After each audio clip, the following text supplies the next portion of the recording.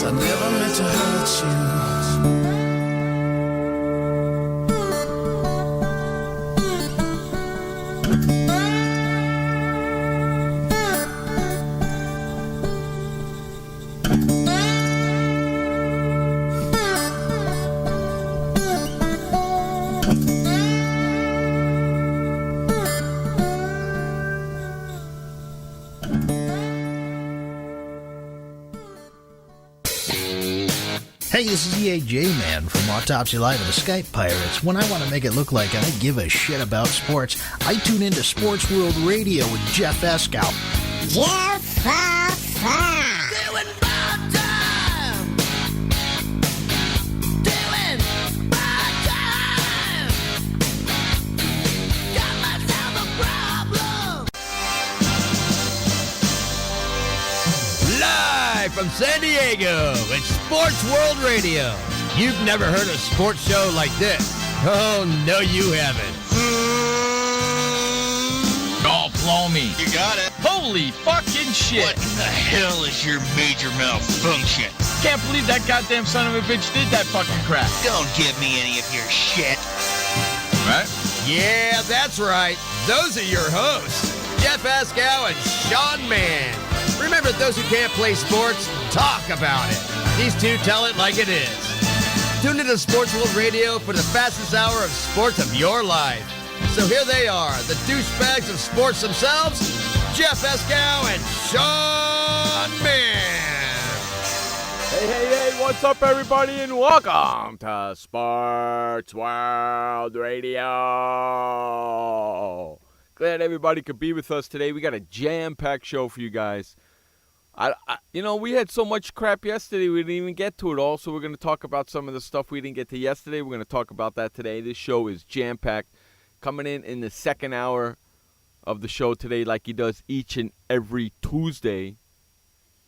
Sean and I were just talking about it. The big bag of wind. I was going to say something else, Sean. The big bag of wind is coming in the show with us. Frank Sprankle will be joining us in the second hour of the show. I'm sure he's taking his little nappy poo right now. Let's get all the particulars out of the way, and then we'll get on with the show. SportsWorldRadio.com is the place to listen to this show each and every Monday through Friday, 6 p.m. in the East, 3 p.m. in the West. And if you live in the Central? If you live in the Central, how hard is it? Just figure it out for yourself. If you can't, then you get some glasses or do something. See, Sean never knows when I'm going to do that. I just do that sometimes to see if he's paying attention. I just do it sometimes to see if he's paying attention to what I'm saying. That's all.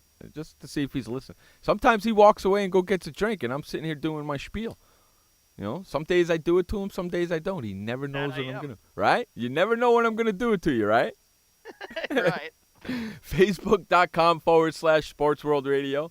Facebook.com/SportsWorldRadio. Like our Facebook page. Follow us on Twitter at Twitter.com/SportsWorldRadio.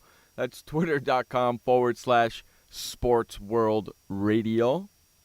619-663-3715. That's 619-663-3715 is the number to get in touch with us here at Sports World Radio. SWRshow@gmail.com. SWRshow@gmail.com is our email address.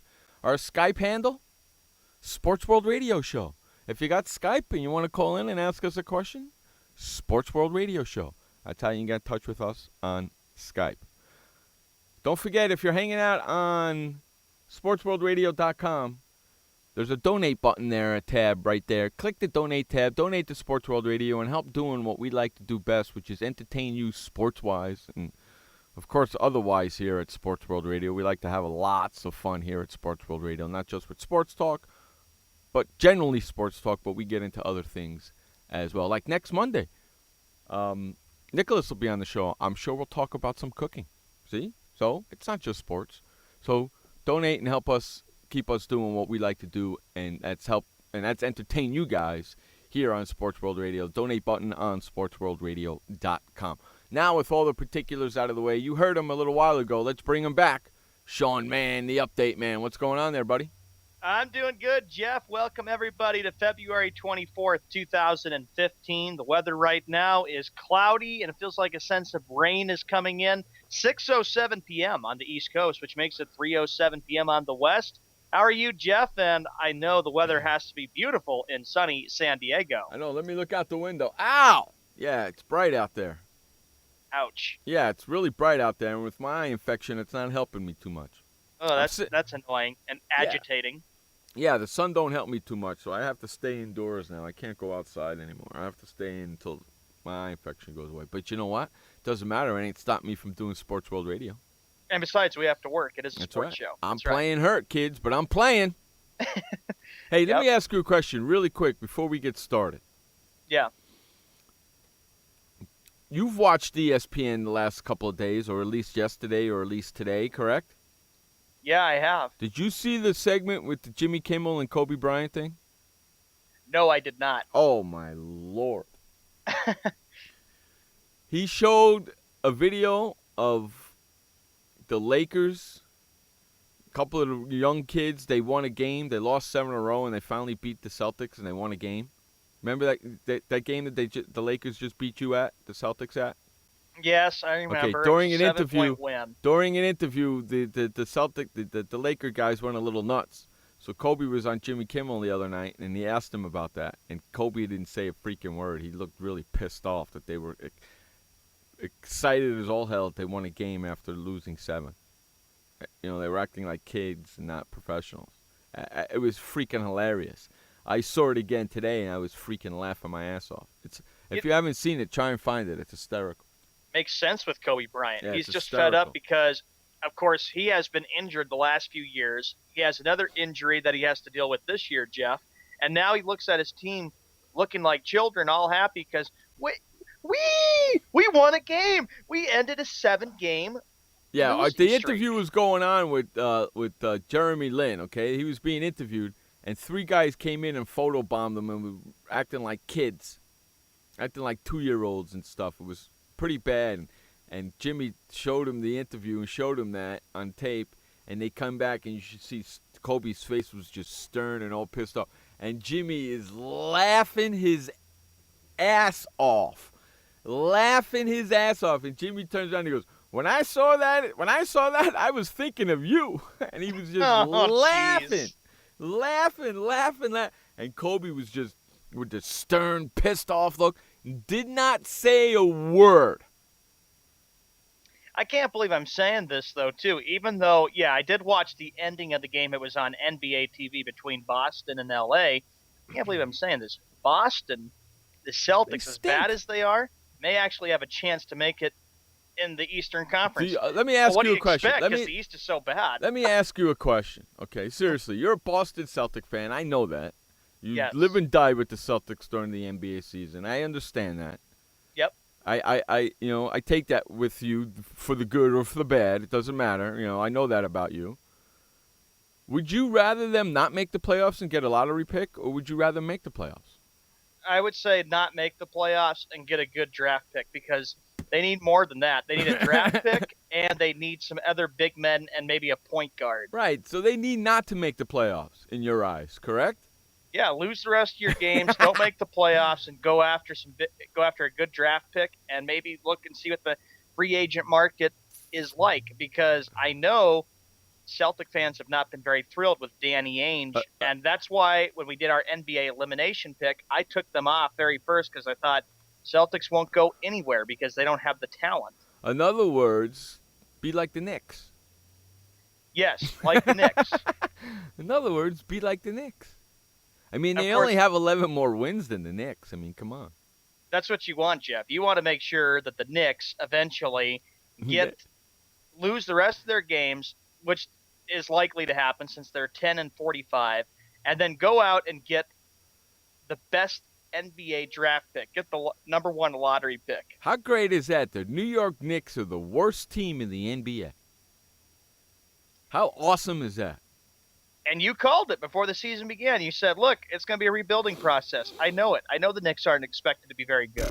I said they'd be lucky if they win 20 games. Didn't I?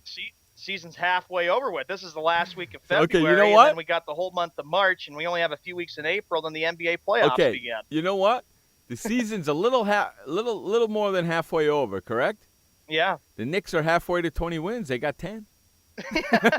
Yeah. Okay, if they can get another 10 wins in the second half of the season, come on. They'll be lucky to win 20 games. I'm serious. They're gonna have the best odds to get the number 1 pick, and you know what's gonna happen? What? They ain't gonna get the number 1 pick. I'm just saying, because I've seen it happen a million times.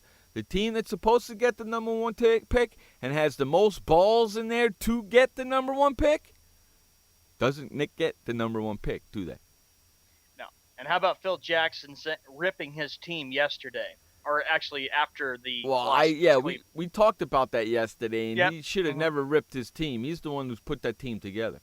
Yeah, we talked about it yesterday, but he's, of course, still very disgusted about it. And, of course, Phil Jackson, hey, you're the man that wanted to come in there and turn the New York Knicks around. and bring basketball of the 1990s back. That You seems knew, really missing. as a Knicks fan and the Knicks owner and anything with the Knicks, you gotta know that this 2014-2015 is a throwaway season. You got to Yes, know that it coming is. in next. You knew that coming in this year. You knew that at the end of last year. I knew that. Mm-hmm. Spike Lee knew that. Let's just get this season over with so we can move on to next year. That's all this is. This is a throwaway season. It doesn't matter because they had no money. They couldn't do a hill of beans. Jackson is doing the best he can with what he has. It's all for next year and the year after that and the year after that. That's what it's all about. Everybody knew that. So why are they bitching and complaining about it? You shouldn't. You should just keep your mouth quiet, get through this season, and then see what happens on NBA draft lottery night when the NBA playoffs are beginning, because the NBA draft will be coming up in June, actually kind of like the last weekend, and then see what July brings as far as NBA free agents goes. I mean, I'm just saying. I knew about it. I even said at the end of last year, or halfway through last year. Next year is going to be a throwaway season. The team's going to be totally different. You know, he's just going to have guys on there so they can get through the season because they stink. They got no money. 2016 is going to be their push year. Yep. It's going to start in 2016 and go from there. 2015 is a lost season. Knicks fan, you got to understand that and know that coming in. Kathy, I already talked about the Celtics. I already said that I expect them to lose every game, and I expect that they should just not even make the NBA playoffs. That way, then they can start looking at better free agents and see what the draft is. So I already addressed that, Kathy, with the Celtics. Is the chat room working? Chat room is. She said, "What about my Celtics?" And I said, I don't see anything that she wrote in the chat room. That's why I'm asking. Yeah, I saw it moving. It seems to be working okay. Kathy, write in the chat room so I can see it move. Do you see what I wrote in the chat room? Let me see what you got. Let's see. What about my Celtics? Let's see. Huh. So you don't see what I wrote in the chat room, right? No, I don't see what you have in the chat room. That's Exactly. Weird. Exactly. Well, maybe I'll just wacky. log out and log back in again. No, That's I weird. think it's not. I don't think it's you. I think it's me. Oh, okay. I don't think it's you. I think it's me that's all screwed up in the head here. So I'll have to log out and log back in. I really don't want to do that, but what are you going to do? The encoder's working, so it doesn't really matter. Kathy, I have to talk.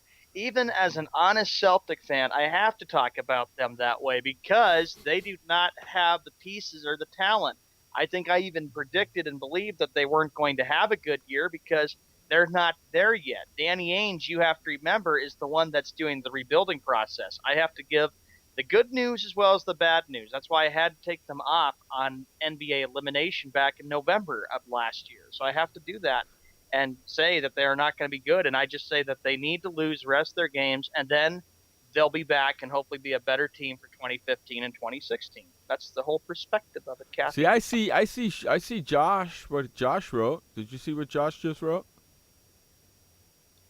Let's see. I didn't see what Josh wrote, and I don't see your comments. I just see Kathy and I in there. See, so you and Kathy are having a private conversation, and me and Josh are having a private conversation.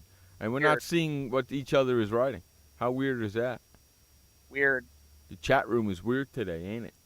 Must be Spreaker. Yeah, it must be, because Josh wrote Celtics Bomb Squad. Sorry, Bum Squad. Celtics Bum Squad, he wrote. And I'm not seeing anything that Kathy's writing. And I'm not seeing anything that you're typing. I'm only seeing the stuff that me and Josh are typing. How weird is that, dude? Spreaker's acting up, I think. Yeah, what's going on there, Spreaker? Spreaker. Spreaker? You got to answer up, figure out what's the matter with you. Oh, I bet you I know why. I bet you I know why. Because I bet you I didn't log out on my other one. And I'm still on that one. Oh, okay. All right. So see. probably it's from yesterday or something. No, it's not. It's the live show today. It's just that, I didn't think that's what it is. Oh, wait a minute. Now I'm in. You're in what? Hello. Anybody see my comment? I said hello. I see your comment now, you rat bastard. Kathy, log out. If you log out and then try to log back in, they signed me out as Spreaker. Yeah, now I see Josh's comments. Yes, I have to agree with that, Josh. They are the Celtics bum squad because they have a lot of young players. They have a lot of rookies. They have a lot of players that aren't very good. But that's what I expected. Yeah, it's got to be. It's all good now. I'm glad to be in. Now I can see everybody's comments. I don't see yours, Kathy. So, Kathy, log out and then log back in, and hopefully you'll see everybody. There you go. Is that what you did? You logged out and logged back in? So it was you. Yeah, I logged out and then I logged back in. I typed SportsWorldRadio, found it, and then now I see everybody's comments. So we're good to go. You broke the machine again. What the hell's the matter with you? The hell's the matter with you, man? Stop breaking shit, will you? I know. That...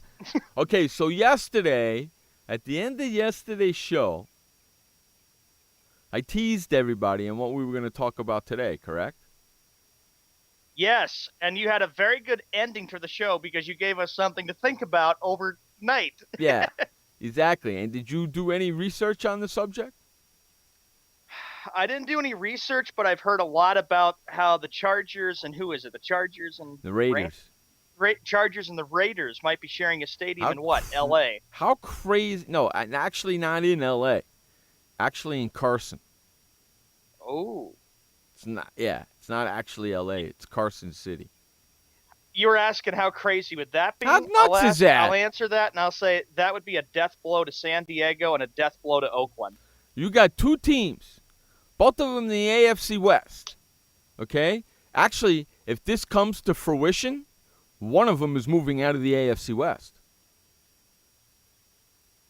Yeah. Okay, and going to the NFC West. And somebody from the NFC West is going to the AFC West. Yeah, that's true. Okay, which is wacky to begin with, number one. Okay? Number two, you got two teams that can't stand each other. Hate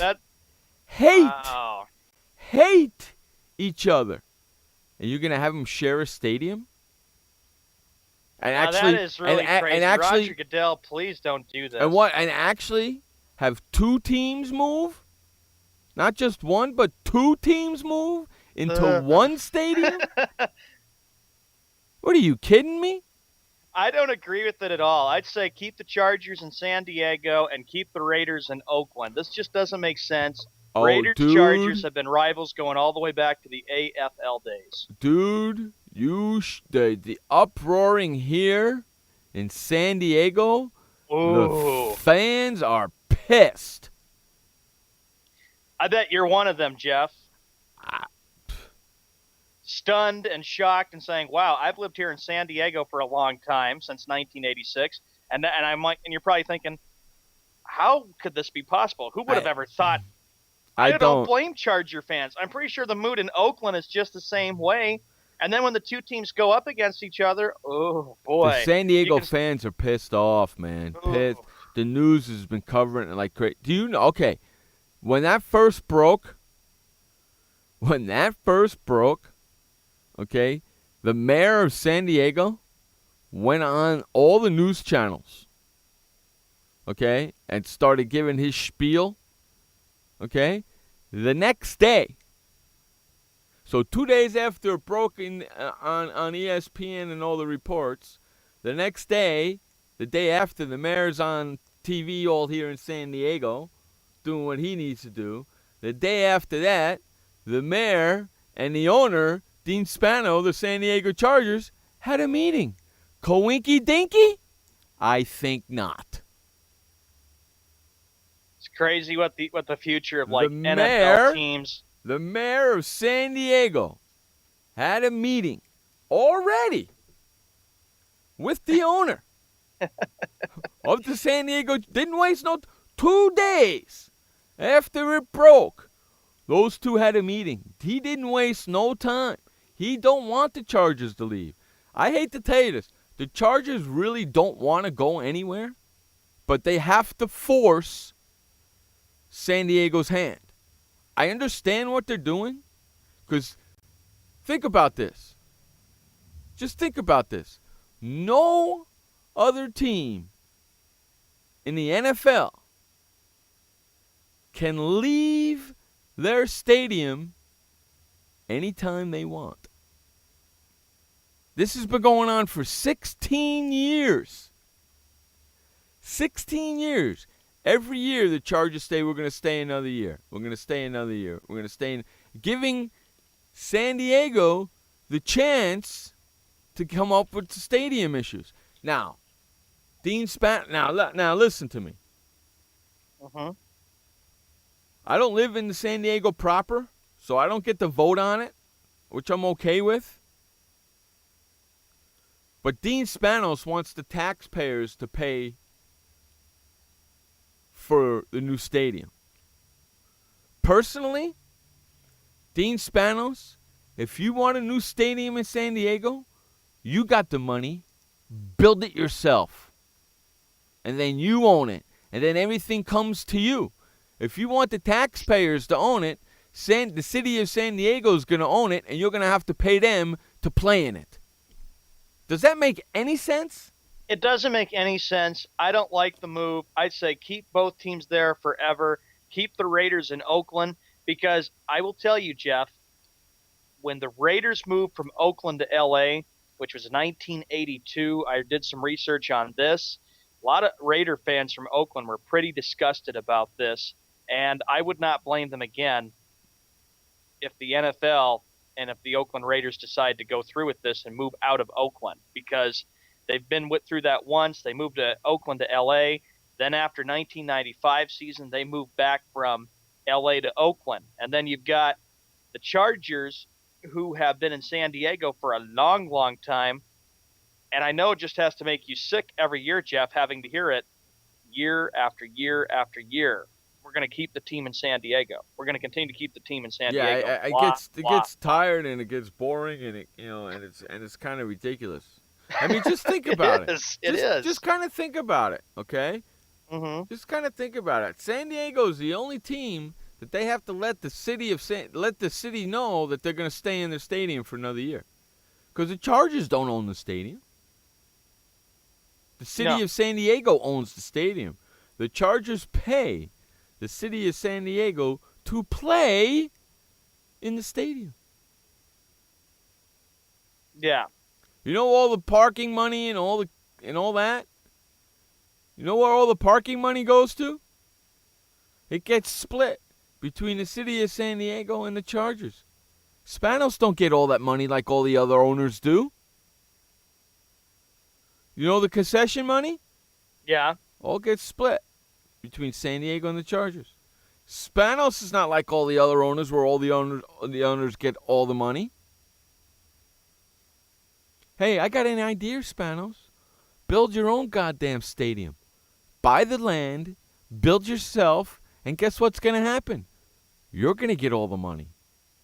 Why are you waiting for the city to approve a new stadium for you?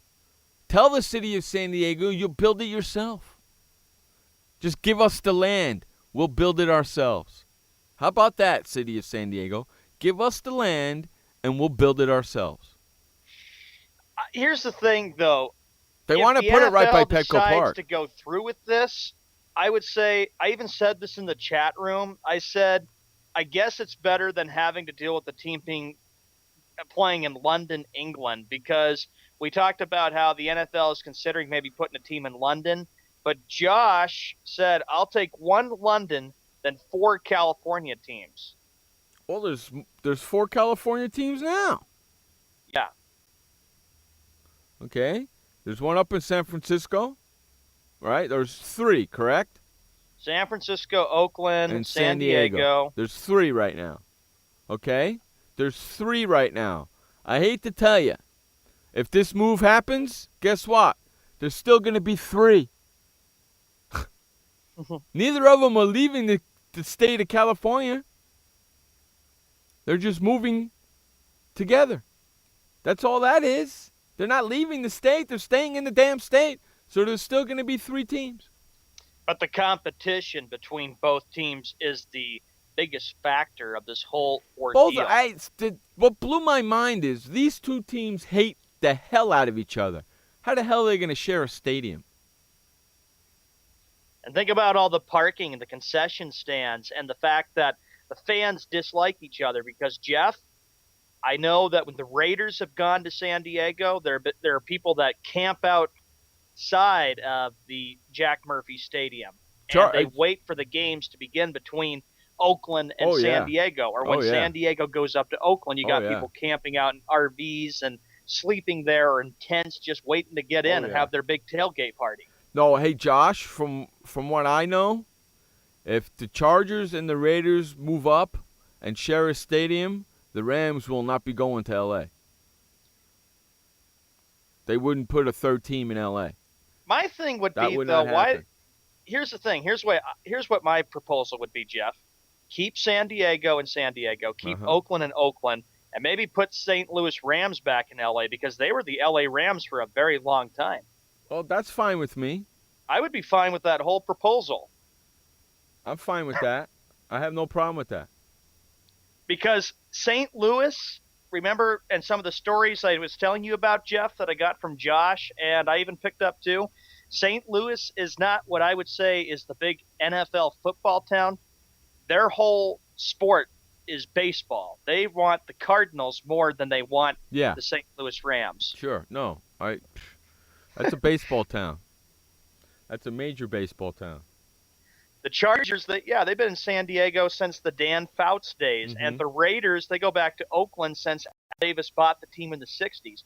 I'm sure Al Davis, he'd be rolling over in his grave if he with this news going on. And I know Dan Fouts would be shaking his head saying, there's no point because I spent my career as a San Diego Charger. It's ridiculous to move San Diego up to L.A. and share a stadium with freaking the Raiders. That's just ridiculous and a half. Hey, we're going to run to our first commercial break. You're listening to Jeff Escott and Sean Mann on Sports World Radio. We'll be right back.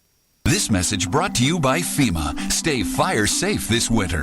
Turn portable heaters off when you go to bed or leave the room. Keep anything that can burn at least 3 feet away. Plug portable heaters directly into wall outlets. Inspect and replace damaged cords, broken outlets, or loose connections. Use portable heaters with an automatic shutoff so that if they tip over, they turn off. Only use portable heaters approved by a recognized testing laboratory. Learn more at www.usfa.fema.gov. Did you know that just 30 minutes a day of physical activity can improve your health and decrease your risk of heart disease? For every hour of regular, vigorous exercise, you gain 2 hours of life expectancy. So start walking for yourself and for your heart. Start walking with your family. You'll feel better. Start walking in your community. You'll lead happier and healthier lives. Start walking. Start something. Join the movement today. For more information on the American Heart Association's START program, visit startwalkingnow.org and start walking. Start something. This message brought to you by FEMA. Home fires occur most often in winter. Keep anything that can catch fire at least 3 feet from heating equipment. And never use an oven to heat your home. Stay in the kitchen when frying, grilling, or broiling food. Turn space heaters off when you leave the room or go to bed. Make sure all vents are clear of snow and ice to allow carbon monoxide to vent outside. Have your furnace, heating system, and chimneys serviced each year by a qualified professional. Learn more at www.usfa.fema.gov. Why does consultant Jerry Howell stay at La Quinta? Can you come back tomorrow? Because only with La Quinta can Jerry instant hold the room tonight using just his phone number. And then power down for tomorrow on his pillow top bed. And when Jerry's refreshed, you know what he does? We need ideas, people. Think. Synergistic integration. Genius. He thinks outside the box. I'm going for it. No. La Quinta Inns and Suites take care of you so you can take care of business. Instant hold your next stay on your smartphone at LQ.com. La Quinta. Hey everybody, this is Sky. And when I want to know what's going on in the wonderful world of sports, I tune to Sports World Radio.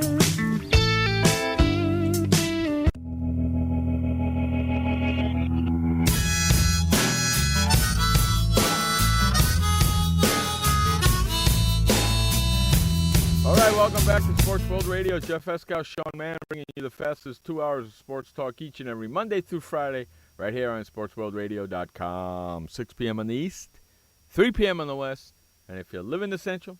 If you happen to live in the Central, you need to figure that out for yourself. I don't know if they can. Don't know if they can, too. Coming up now, 33 minutes after the hour on the 24th of February, 2015, we got the Skippy Bayless Bash Hour. But I have to mention real quickly, Jeff, I don't blame you or the people or even Charger fans for being up in arms about this and just being really bewildered and shocked and frustrated and saying it's not possible to be moving out of San Diego. I can't wait to hear Frank's perspective on this when we bring him in for the second hour. It ain't going to bother me one bit to tell you the difference. You know why?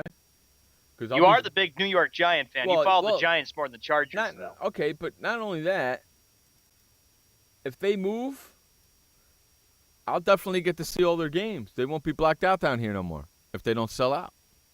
Yeah. You know what I mean? I'll be far enough out of the blackout zone, I'll get to watch the games.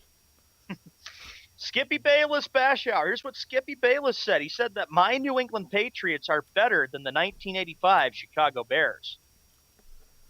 My New England Patriots are better than the 1980. Let me say this, Skippy. 1985, I wasn't alive back then. Jeff, you remember it well. The Bears were a team that was 15-1. They were one of the toughest teams to play. I think the 1985 Bears would have probably dominated the 2014 Patriots. I would have to probably agree with you on that one, just because the Bears had so many weapons and they had a lot of depth on their team in 1985. Yeah, a fridge would hurt somebody with that play that he did. Yep. For sure. It's Patriots. Because, you want to know something? Because the game today is softer than it was in 1985. So you take this team, the Patriot team now, and you stick them back in 1985, those Bears would run all over them because that's hard football back then. This is not hard football. This is pansy football. You get a hangnail, they're going to call a freaking foul. Okay? So, Skippy, be quiet. Skippy Bayless said that LeBron James is the greatest athlete of all time. I don't know. I don't agree with that. Oh, please. I don't agree with that at all. He's probably thinking, I don't even think he's he's won 2 NBA championships. I don't even think he's the best NBA player of all time, let alone athlete. Okay? So you're wrong. And I want you to give me some okay, from now on, Skippy, don't just give me a statement. I got an idea. Give me some facts with the statement. How about that? You probably would say 2 NBA championships. What do you say about that? Michael Jordan. 6. That's what I have to say about that. Next. Come on, bring another one fact in there, you jackass. Not you, Sean. Skip Bayless. He probably would hit you and say, well, Mr. Escal, that was a different era, the 1990s. But we would say, we could come back and hit him with, how come you're always bringing up different eras from years past with the NBA? You know what? You know what, Skip? You're exactly right. That was a different era. It's different basketball. Back in those days, if LeBron played, the LeBron now played back in those days, he would get eaten up alive because they would beat him to a pulp. You don't think the Detroit Pistons would beat him up? Get the hell out of here.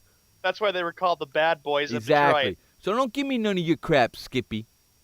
Skippy Bayless said that First Take is the best sports show of all time. You know what? I like to give them a run for their money. See Jeff against Bayless, and then Stephen A. Smith can either debate it or sit this one out when I watch. I'm going to just tell him that. I'm just going to say, hey, Stephen A., I got this. Sit this one out, bud. I got this. Take the day off. I got this. I got this. Sit this one out, bud. Skippy Bayless said that there should be more teams in Texas instead of California. Ooh. More teams in what, Skip?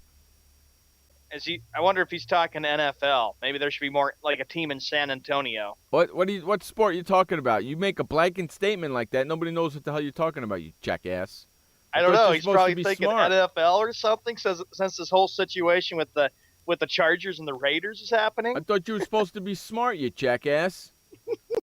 I thought I'm the best sports reporter. You ain't crap. You make a blanket statement like that, nobody knows what the hell you're talking about, including yourself. Skippy Bayless is scared for Manny Pacquiao with that fight happening on May 2nd of this year. Don't be scared for Manny Pacquiao. Manny Pacquiao's going to whip his ass. Gonna take it to the young fella. Skippy Bayless came out on his show today, and he said that my Dallas Cowboys will be 19-0 next year and win the Super Bowl. 19-0.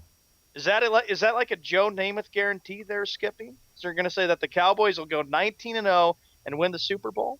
Hey, Skip, I'd like to place a bet on that. Here it comes. If they don't go 19-0, you don't get to do your show. And then he probably would say, and what happens if I win the bet against you, Mr. Escow? Okay, I'll tell you what, Skip. Here you go, buddy. Okay? If they go 19-0, watch this, Sean. You're going to love this one. If they go 19-0, I will end Sports World Radio. That's an easy win for you, Jeff. And then if that doesn't happen, the Cowboys lose one game out of this whole 19-0 thing that he said. You have to debate Bye-bye. me. No, you, Skip, if they don't go 19-0, you have to have me on your show for 2 hours and debate me. Oh. And if they do go 19-0, I'll retire Sports World Radio. Joshua Browning needs to go on his Skippy Bayless's Twitter and say, we got a little bet on the line here, Mr. Skippy Bayless, about this Dallas Cowboy prediction about them going 19-0. You like that one, Sean? That's a good one. You like that one? He opened up his mouth, didn't he? He did. If they don't go 19-0, I get to come on First Take for 2 hours and rip you another one and show you and just show the people how dumb you really are. 39 minutes after the hour, Skippy Bayless said that my Atlanta Hawks better step it up. Oh, God. Uh-oh. I feel that force wind coming from Chicago now. It's getting a little windy over here, man. Stand back. There's I a feel gale that. force coming through. I feel that wind coming all the way from Chicago. Man, it's a freaking brisk wind. Woo! Welcome, Frank, to Sports World Radio. Good to see you there, buddy. At I'm 40 just minutes after telling the you. hours, we're talking about Skippy. I'm just telling you, you Skippy, you hump. He says, my Atlanta Hawks My better Atlanta step it up. Hawks. That's what Skippy said today. He didn't say my Atlanta Hawks until the second half of the season started, did he? Until they got on that big, gigantic winning streak. Exactly. What a freaking homer he is. Skippy Bayless said, I want Kevin Garnett in Cleveland to be with the Cavaliers. Well, tough. He's going to be the owner of the Minnesota Timberwolves, so that ain't going to happen. I don't care what you want. He probably wants him in there so KG can win another title and help LeBron out. Yeah, so they can win. Exactly. But you know what? KG's not the old. See, the problem is, Skip, you still think that KG is the player he was when he was with Boston. He's not. I would have to agree with that. He's not. He's not even close to the player he was in Boston. He's not even close to the player he was when he was playing for the Nets anymore. Okay? Skippy Bayless said that my show, First Take, is the greatest creation of all time. No, it ain't. And Skip, you said that the Dallas Cowboys are going to go 19-0 next year? Yeah. Okay, put your money where your mouth is. Put your money where your mouth is. Here you go, Skippy. If the Dallas Cowboys go 19-0, I'll retire Sports World Radio. If they don't go 19-0, I want to be on First Take for 2 hours debating you. And I want to be on First Take the first Monday they lose. So if they lose Sunday, I want to be flown in Sunday night and be on the show Monday just so I can rip you a new one. Frank goes, I don't mind if Skippy Bayless takes up residency in Atlanta, but don't come near Chicago. Yes, it is as much the Stephen A. show as it is Skip's, but Skip thinks it's his show. So therefore, he says something stupid like the Dallas Cowboys are going to go 19-0, which I know that's not going to happen. So here's this. 19-0, they don't go, I'm on your show. 19-0, they do go, there is no more Sports World Radio. See how I rhymed that whole thing, Sean? Browning or Josh, make sure you send it right to Skippy's Twitter. Oh my gosh, this is going to be terrific. I'm telling you, man, I would eat him up alive. I'm glad this is recorded for February 24th, so we're all witnesses and we don't forget this, because I know Jeff would just take care of business against him. Cowboys go 19-0. Well, that's a joke. How can he say that? How can he say that when he knows that DeMarco Murray's not going to be in our team and Adrian Peterson's going to be in our team, and like in the third week, Adrian Peterson's going to get knocked out for the season and everybody's going to be pissed off that they got rid of DeMarco Murray. And that team's never going to be the same. You know why? Because they ain't going to have a running game, and the team and the defensive lines is going to tee off coming after him, after Romo. What the hell out of here. Saying, okay, they'll get rid of DeMarco Murray, but you know what? Watch out for AP, Adrian Peterson, coming to Dallas. He's going to get hurt. You know why he's going to get hurt? Because he was off all last year. He missed all that contact. He hasn't been hit in almost 2 years, right? Right. I'm telling you, he's going to get hurt. Skippy Bayless said that Alex Rodriguez deserves a second chance. I don't know if this is his second chance. This is more than his second chance, correct? This is his third chance, right? Yeah, and I'd say that with Alex Rodriguez, one more slip-up, I can see the Yankees cutting ties with him. Well, Skip, you're wrong. This is not his second chance. This is his third chance. He's always wrong with even on his predictions. Skippy Bayless said that my Boston Red Sox should be scared of my New York Yankees. You know what, Skippy? Now, hold on a second there. Are you there, Sean? Yeah. Okay. Hold on a second there. How in the wild world of sports does he say it in the same breath, my Boston Celtics and my New York Yankees? How does he say that? I don't know. You can't be the Yankees and the Knicks. I'm sorry, the Yankees and the Red Sox. They can't be both of your teams. They're rivalries. That can't happen. That's why I was shaking my head when Josh sent me that Skippy quote. Wow. It's one or the other, jackass. It's not both. I could give you a poll right now. I can guarantee it. We could do a poll on Facebook right now that you will never find one person that is both a Yankee and a Boston Red Sox fan. There's no way because of the history and the rivalry between the two. Correct. It just doesn't happen. I'm not talking about two people, a husband and wife. No, that's two different. One person, he's a Yankee fan and a Red Sox fan. It does not happen. You are the biggest jackass in the world. Let me rephrase that. You are the biggest sports jackass in the world. And on that note, we're a minute behind. We got to go to our first update, Jeff. Wow, holy cannoli. Let's go to our first update. This update is brought to you by The Flipper. Head on over to flipperflipper.com and get your flipper today. Now listen, ladies. Are you sick and tired of walking into the bathroom and seeing your man or your kids leave the toilet seat up, and then you got to go over there and put it down to use the facilities? Well, fret no more. Head on over to flipperflipper.com and get your flipper today. And never, ever touch your toilet seat ever again to lift it up or lift it down. That's The Flipper at flipperflipper.com. Take it away, Sean Mann, with the first update of the day. All right, Jeff, thank you very much. 46 minutes after the hour, February 24th, 2015. Let's go to the NHL. Tonight's games, you got the Canucks taking on the Bruins, Sabres taking on the Blue Jackets, Coyotes at the Islanders, Flames at the Rangers, Flyers at the Hurricanes. That game starts at 7 p.m. Eastern Time. That game is on the NBC Sports Network, a.k.a. the Versus Channel. Canadians taking on the Blues, Avalanche at the Predators, Stars at the Jets, Oilers at the Wild, Panthers at Blackhawks, and Red Wings taking on the Kings. In the NBA, National Basketball Association, here we go. 4 games for tonight. It'll be the Warriors taking on the Wizards, Cavaliers at the Pistons, Pacers at the Thunder, and Raptors taking on the Mavericks. In the NFL, the big news that is making headlines right now, since we're a couple weeks after the Super Bowl, there has been a report coming out of Los Angeles that both the San Diego Chargers and the Oakland Raiders are looking at possibly sharing a football stadium in Los Angeles. Boo!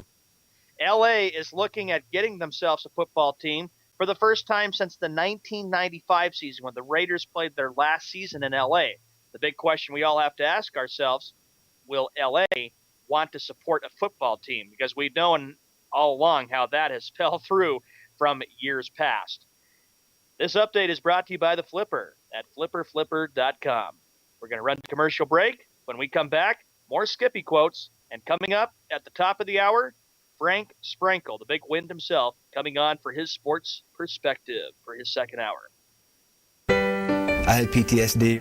Once I was back from Iraq, I was distant from everybody in my family. We had a reunion of our unit, and you'd hear these spouses say, "Is your husband doing that? My husband's doing that too. I thought it was just us." And really understanding that, hey, this is a common experience. I learned more to listen to what he was saying, and that made it easier for me to understand where his pain was coming from. Warriors should know that resources are available. Learn more at realwarriors.net. Every parent wants the safest and healthiest products for their family. That's why I created The Honest Company. I was just a concerned mom with a crazy dream. A wish that there was a company that I could rely on that did all of the hard work for me. I'm Jessica Alba, and The Honest Company was my dream. LegalZoom has helped 1 million businesses successfully get started, including Jessica's. Launch your dream at LegalZoom today. Call us. We're here to help. Confusion ever someone or have sudden you trouble had speaking, understanding? Understanding trouble? Have you sudden have or speaking someone ever confusion? Have you ever had sudden confusion, trouble speaking, or understanding someone? It could be one of the 5 signs of stroke. Sudden weakness or numbness of the face, arm, or leg.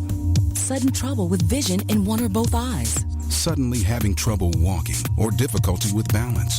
Or a sudden intense headache that comes out of nowhere.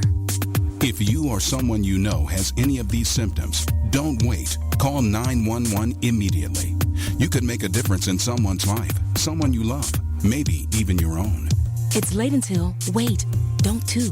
Don't wait until it's too late. Time lost is brain lost. Find out more at powertoendstroke.org. Brought to you by the American Heart Association, American Stroke Association, and the Ad Council.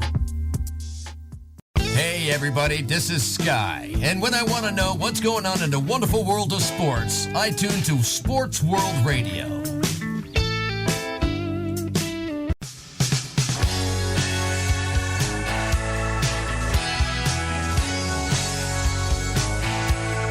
Welcome back to Sports World Radio. Okay.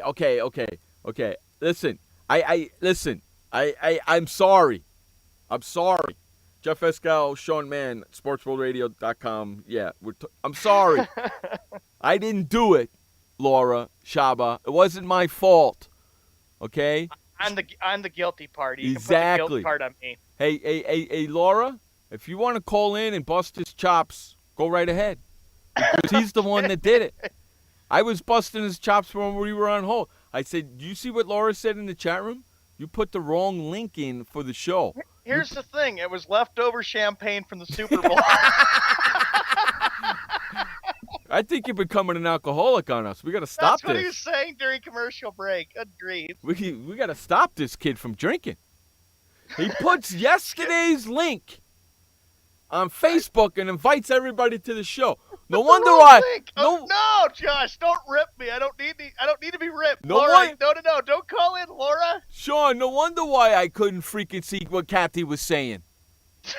You and her were both in the wrong room. It was an accident. Accidents happen. That's freaking hilarious. All right. Skippy Bayless said. Make sure you that- get to Kathy and tell her that you got the right link now so she can come back in the room and hang out with us. That's if that happens, Frank, with the Cubs. Don't get your hopes up. They won't win the pennant this year. Skippy Bayless said that my Golden State Warriors should be scared for my San Antonio Spurs. There's the my's again, Jeff. My Golden State Warriors against my San Antonio. How the hell does he get away with that? How come nobody calls him out on that show? And why does ESPN let him do that? You know? I don't know. It's kind of upsetting. You know what I'm saying? Yeah, it is. It's kind of upsetting. I don't like it. I don't like it one bit. I'm kind of getting tired of it, to tell you the truth. And if I ever get a chance to talk to him, that's what the first thing I'm going to... Why do you do that? Wait till First Take comes to San Diego for the All-Star game. Jeff will be looking for him. Hey, listen, I might have to cancel the shows for a week because I'll be in jail because I beat the crap out of that poor guy. Skippy Bayless said that the WWE made a mistake with having Reigns beating Bryan. What the hell does he know about wrestling? I don't know. Does he have any research on wrestling? I don't know if he does. See, when he jumps into genres like that, I really like to laugh at him because he's got no... You're coming out for the All-Star game? All right. That would be fun. I don't think he has any clue. Well, maybe he's a wrestling fan. I don't know. I'd like to see Jeff go up against Skippy Bayless on the debate of wrestling. Ooh. I need him up alive. I've been watching wrestling since I'm 5 years old. And I'm going to be 49 in a few weeks. Thank you, Sean. Yeah, that too. I'm going to be 49 next month. So I've been watching it for a long time, dude. Okay? And I bet you're not invested like I am. I have stock in the WWE, so don't give me any of your crap there, boy. Skippy Bayless said that the WrestleMania will suck. No, it won't. Are you kidding me? You're gonna have. Are you kidding me? You're gonna have Sting against Triple H. You're gonna have Brock Lesnar against Roman Reigns. You know damn well Daniel Bryan's gonna fight somebody, and you know damn well it's gonna come to Randy, what's his face? Randy Orton's gonna be fighting Rollins in that one, and I would not be a bit surprised if you see either Stone Cold and Hulk Hogan in there too. Skippy Bayless said that Brock Lesnar has the right to walk out of the WWE and their terrible product. Well, I hate to tell you something, but Skip, everybody has the right to walk out whenever they want on any product that they want. And WrestleMania, Brock Lesnar's contract ends right at WrestleMania, and nobody knows still if he's coming back. So if Roman Reigns wins the belt, Brock Lesnar's gone he's leaving the WWE.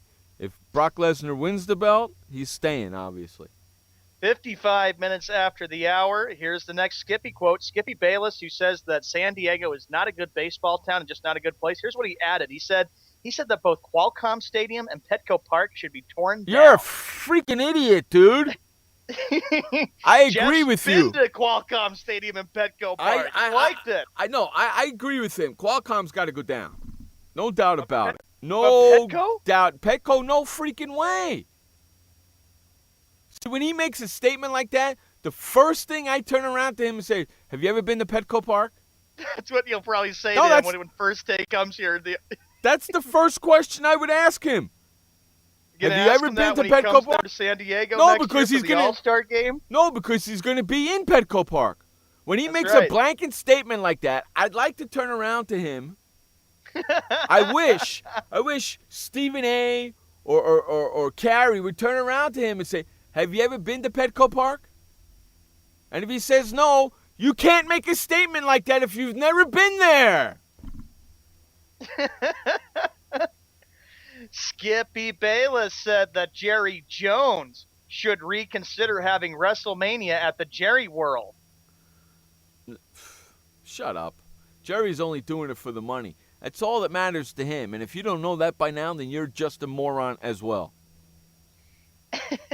Skippy Bayless said that if LeBron James was in a team with Charles Barkley, they would have won more NBA championships than the Bulls in the 1990s. There he is again, always talking big about Charles Barkley. Okay, number one, he's got a hard-on for Charles Barkley. And number two, he used that word, if. Hey, Skip, if my mother had balls, she would have been my father. Okay? Hey, Skip, if my mother had wheels, she would have been a trolley car. Hey, Skip, if you had a brain, you wouldn't be doing and saying the crap that you say. Skippy Bayless said, should have a tour run as head coach for every NBA team. You're an idiot. Oh, Skip. Yes. Hey, Jeff, Skippy Bayless decided to become coach of the New York Knicks. No, I choked myself. And the last Skippy quote, Skippy Bayless said that Charles Barkley is better than Tiger Woods. Ooh. What, in golf? Yes. You're an idiot. That's the most... You know what? That's the stupidest quote of the month so far. Skippy Bayless saying that, and I can tell you, Jeff, you would probably say, I've watched Charles Barkley play golf, and he's horrible. You know what? The Tiger Woods now, that sucks now, would still beat Charles Barkley. I agree, because he's got more golfing experience than Charles Barkley, and I've seen Barkley golf, and it hasn't been very good. Even though Tiger Woods is lost, and he can't find his way right now in the golfing world, he would still beat Charles Barkley. Yep. No doubt about it. No doubt about it. Hey, we're going to run to our top of the hour break. When we come back from that break, we're going to have the big wind, Frank Sprankle, with us. You're listening to Jeff Escow, Sean Mann on Sports World Radio. We'll be right back. Storms move fast, so we use the best technology. That includes Bosch Icon wiper blades. They're beam blades with memory tension springs and an aerodynamic design, which means they fit the curve of the windshield. Bosch Icon wiper blades wiped our windshield clean and outlasted any other blade we've used. In my opinion, the Bosch Icon wiper blades are the best blades out there. Bosch Icon wiper blades, how storm chasers clear the way. Confusion ever someone or have sudden you trouble had speaking, understanding? Understanding trouble? Have you sudden have or speaking someone ever confusion? Have you ever had sudden confusion, trouble speaking, or understanding someone? It could be one of the 5 signs of stroke. Sudden weakness or numbness of the face, arm, or leg. Sudden trouble with vision in one or both eyes. Suddenly having trouble walking or difficulty with balance. Or a sudden intense headache that comes out of nowhere. If you or someone you know has any of these symptoms, don't wait. Call 911 immediately. You could make a difference in someone's life, someone you love, maybe even your own. It's late until, wait, don't too. Don't wait until it's too late. Time lost is brain lost. Find out more at powertoendstroke.org. Brought to you by the American Heart Association, American Stroke Association, and the Ad Council. Hi, I'm Montel Williams. Most of you know me as a talk show host, but I'm also an author, actor, single father of 4, a fitness writer, avid snowboarder, and I'm also a medical marijuana patient. Like many of the million people who are living with multiple sclerosis, I'm in pain every single day. And sometimes my nerves are so raw that if you brushed up against me in an elevator, I'd scream. I can't sleep at night from the pain, and sometimes the spasms in my legs are so intense they will wake me up throughout the night. I've tried the strongest prescription medications available, and I'm going to tell you, they do not work. In fact, they leave me in a stupor, and most of the time, it's impossible to even live your life. Now, I've tried medical marijuana, and I'm going to tell you something, it works. If you'd like more information about medical marijuana, you can contact the Marijuana Policy Project at mpp.org or call 1-877-JOIN-MPP. Hey everybody, this is Sky, and when I want to know what's going on in the wonderful world of sports, I tune to Sports World Radio.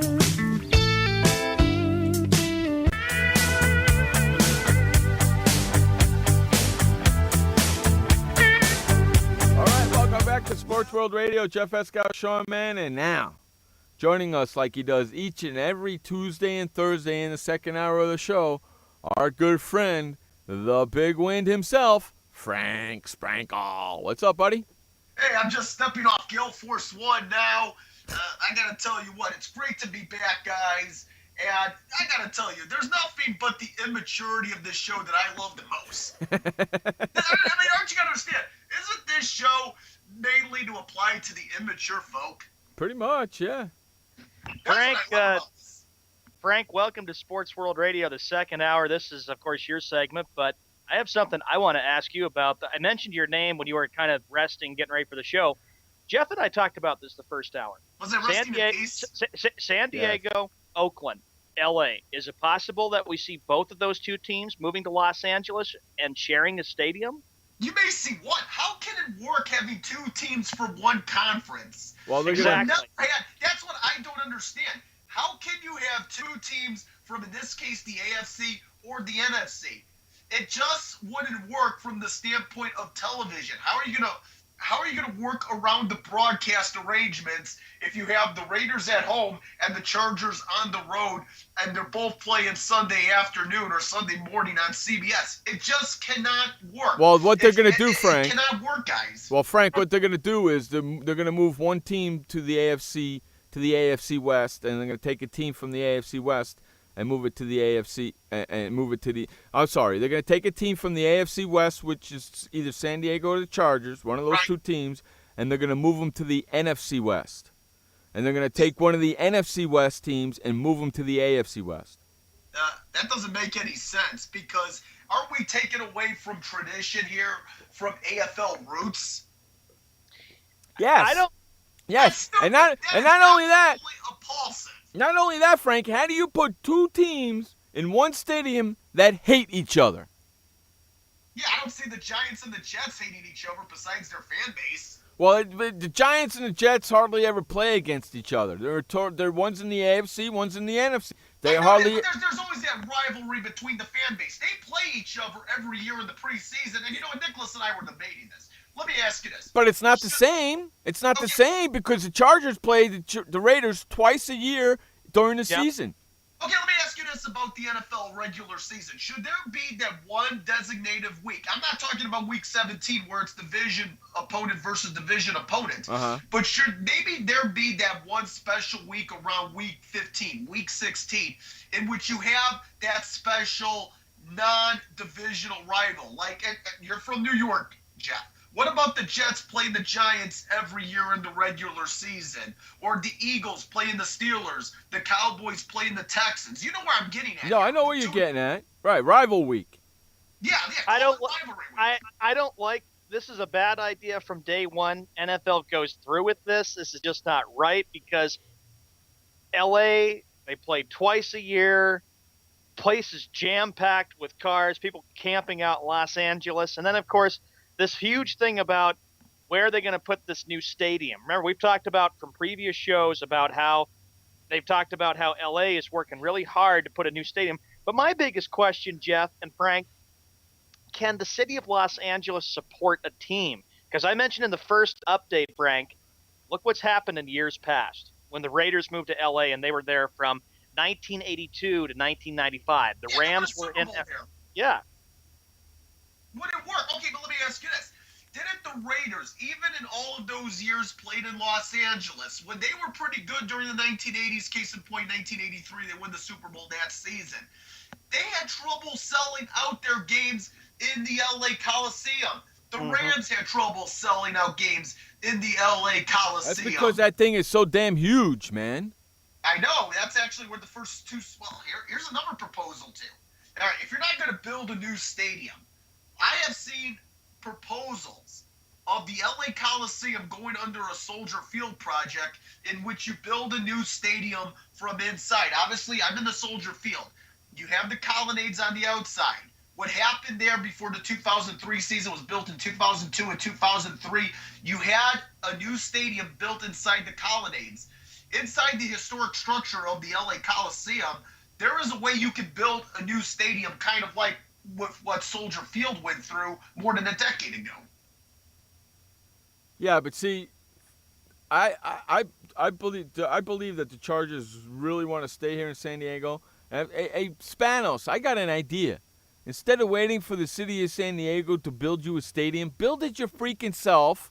To have city of San Diego give you the land, build the stadium yourself, and you keep all the profits.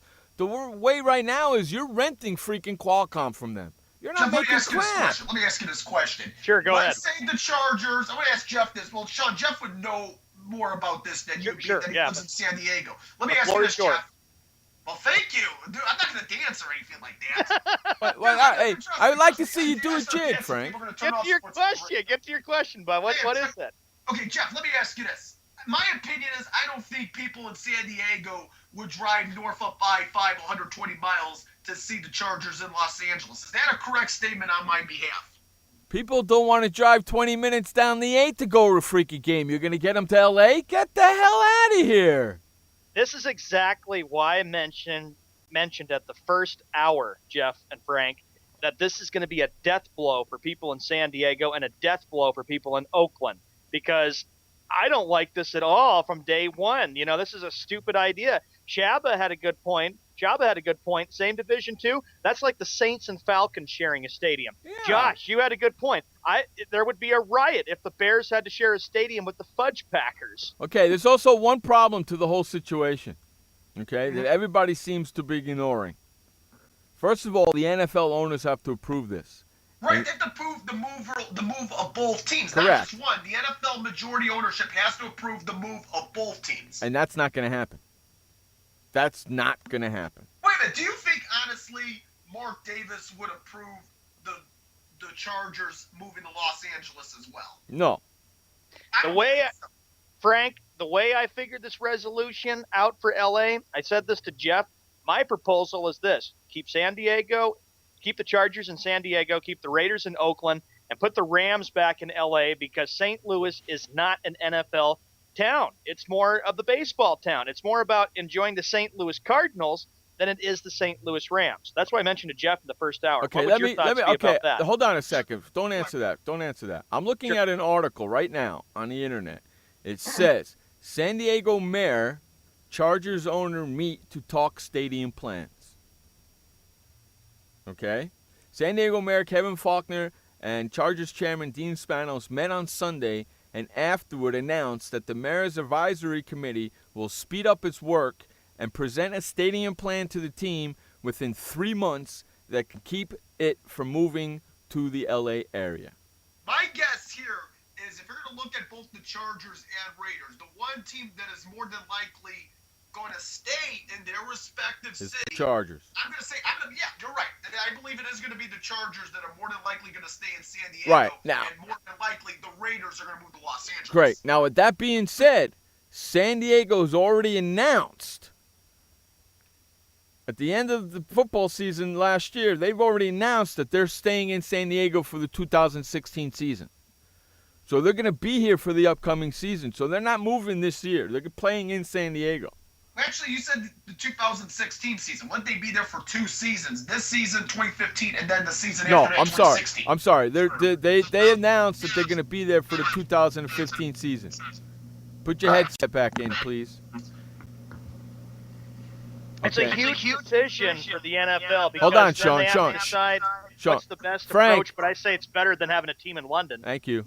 Yes, oh my goodness. How many games are going to be in London next year? 5? And they've already announced who's going to be playing in them and the game times. Why even want to spend your time getting yourself out of bed at like 5 o'clock in the morning or 5:30? Because Jeff and I live on the West Coast. Frank and Josh, you live in the Central. And Laura and Shaba, you live down, what would that be, Central too, down in Louisiana, down in Mississippi. Who would want to get up that early to watch an NFL game? And the British government a couple months ago was really pushing hard to bring an NFL team to London. Think about the jet lag and all that flying is bad. I don't care what the British government has to say. Listen, I don't want there to be an NFL game. I don't want there to be what? Okay, if you want an NFL game in London, it better be a preseason game. I don't think London, listen, they got their own football. It's called soccer. The last thing we need is a whole crowd of NFL, well, they're not even NFL fans, but we don't need a game of NFL spectators drinking tea with their pinky up in the air. Like last year, remember Atlanta played the Detroit Lions. The Falcons and the Lions played. It was 6:30 in the morning and 9. I actually got up pretty early to watch that, which was like 7:30 or 8. And it was like, that was a great game.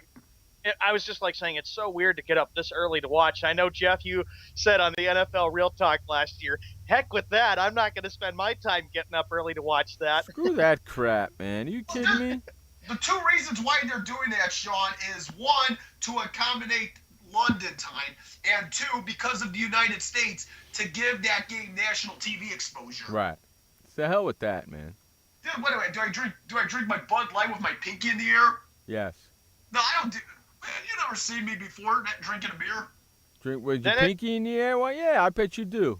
You just seem like, I'm looking at your picture on Skype. You just seem like the person that would put your pinky in the air when you're drinking coffee. But think about it, though, too. Like I said, the best way to handle L.A. is, I'd say, move the Rams back to L.A. and keep the charge. That's what I hope will happen.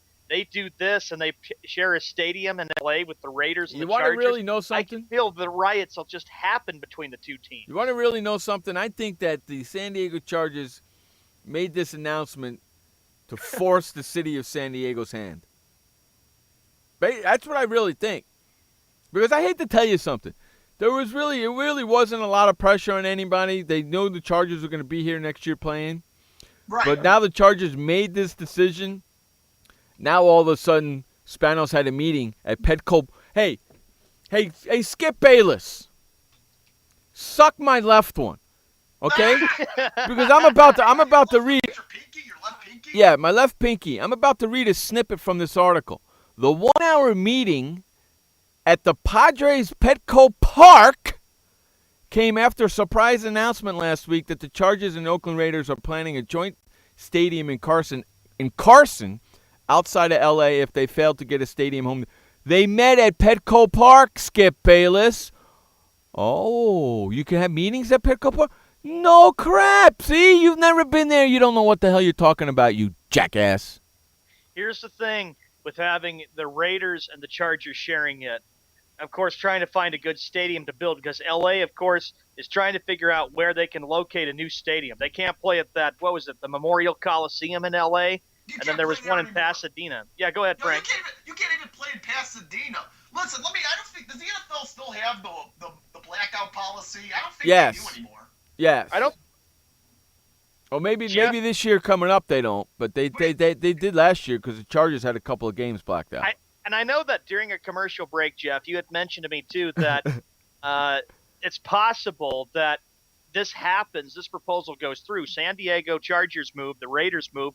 Is it possible? I think you did say that the games in LA would not be blacked out. No, they wouldn't be. You know why? No problem if you played a 100,000 seat stadium, Sean, such as the Rose Bowl. I guarantee you played a 100,000 seat stadium. Okay. You're not going to get 100,000 people. No, but you know what? In LA, you're not even going to get 80,000. No, but you want to know something? It doesn't matter. I live outside the zone, so I will get to see the game.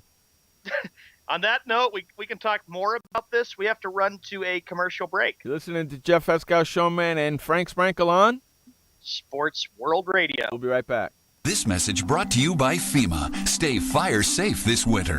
Turn portable heaters off when you go to bed or leave the room. Keep anything that can burn at least 3 feet away. Plug portable heaters directly into wall outlets. Inspect and replace damaged cords, broken outlets, or loose connections. Use portable heaters with an automatic shutoff so that if they tip over, they turn off. Only use portable heaters approved by a recognized testing laboratory. Learn more at www.usfa.fema.gov. Did you know that just 30 minutes a day of physical activity can improve your health and decrease your risk of heart disease? For every hour of regular, vigorous exercise, you gain 2 hours of life expectancy. So start walking for yourself and for your heart. Start walking with your family. You'll feel better. Start walking in your community. You'll lead happier and healthier lives. Start walking. Start something. Join the movement today. For more information on the American Heart Association's START program, visit startwalkingnow.org and start walking. Start something. Confusion ever someone or have sudden you trouble had speaking, understanding? Understanding trouble? Have you sudden have or speaking someone ever confusion? Have you ever had sudden confusion, trouble speaking, or understanding someone? It could be one of the 5 signs of stroke. Sudden weakness or numbness of the face, arm, or leg. Sudden trouble with vision in one or both eyes. Suddenly having trouble walking or difficulty with balance. Or a sudden intense headache that comes out of nowhere. If you or someone you know has any of these symptoms, don't wait. Call 911 immediately. You could make a difference in someone's life, someone you love, maybe even your own. It's late until, wait, don't too. Don't wait until it's too late. Time lost is brain lost. Find out more at powertoendstroke.org. Brought to you by the American Heart Association, American Stroke Association, and the Ad Council. Hey everybody, this is Sky, and when I want to know what's going on in the wonderful world of sports, I tune to Sports World Radio.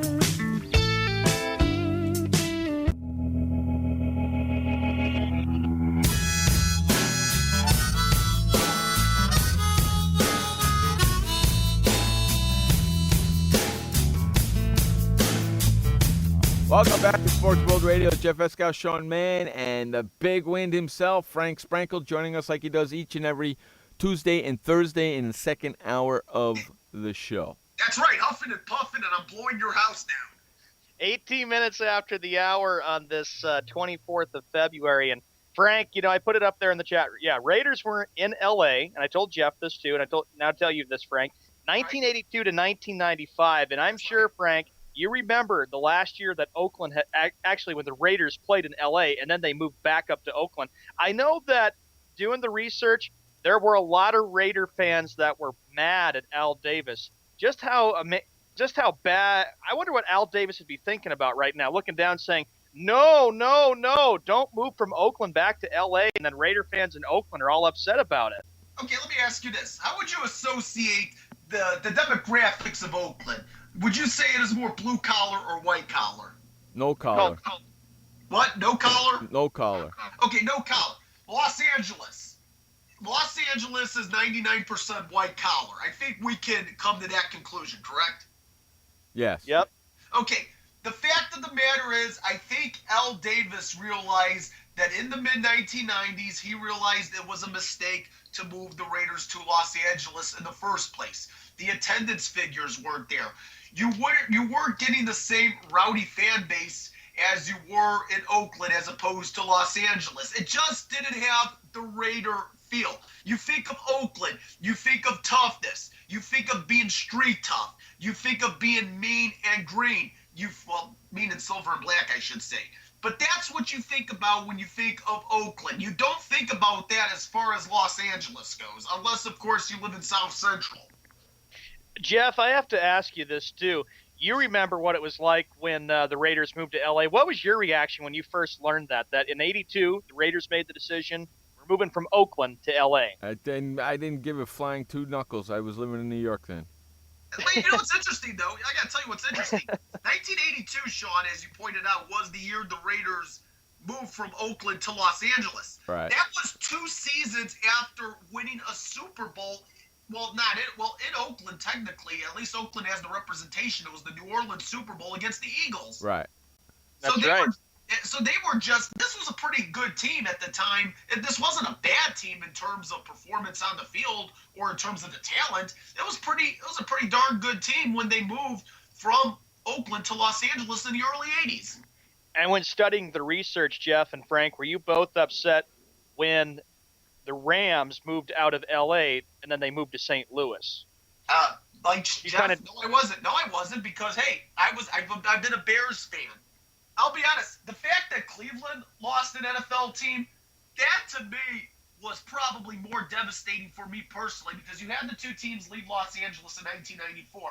Let's understand this. A year later, Art Modell moves the Browns from Cleveland and they become the Baltimore Ravens. That was 1996. That was the year that they moved from Cleveland to Baltimore, and I will never forget the chain reaction for Brown fans, and they just absolutely had a hatred for Art Modell. Hey, does anyone here remember? Let me ask you, does anyone here remember the final Browns game in Cleveland in December of 1995 against the Cincinnati Bengals? I do. I didn't watch it, and here's why.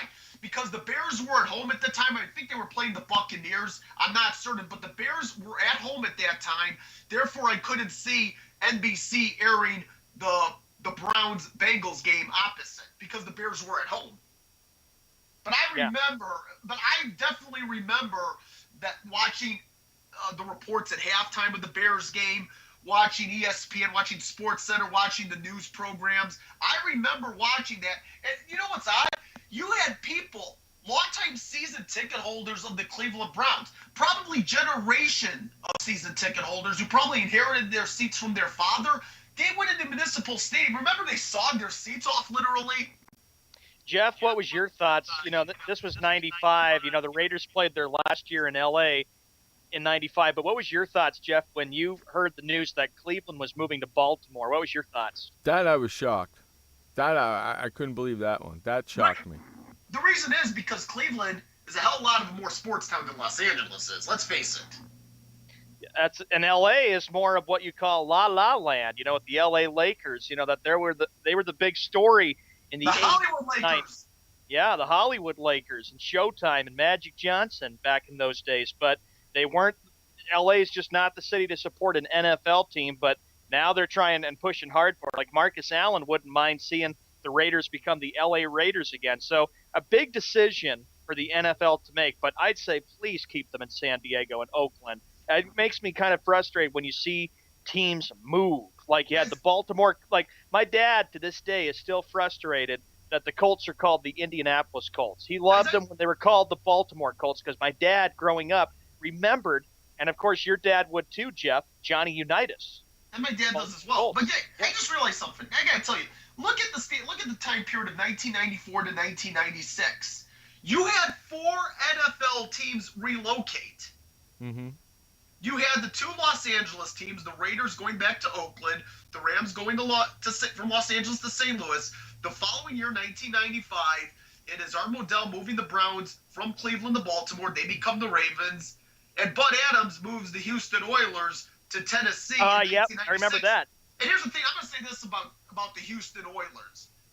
Just like what happened in Cleveland with the team name, colors, and uniforms and all of that, and all the records, all of those should have stayed in Houston because you're talking about prestige NFL history. Well, AFL history for that matter, too.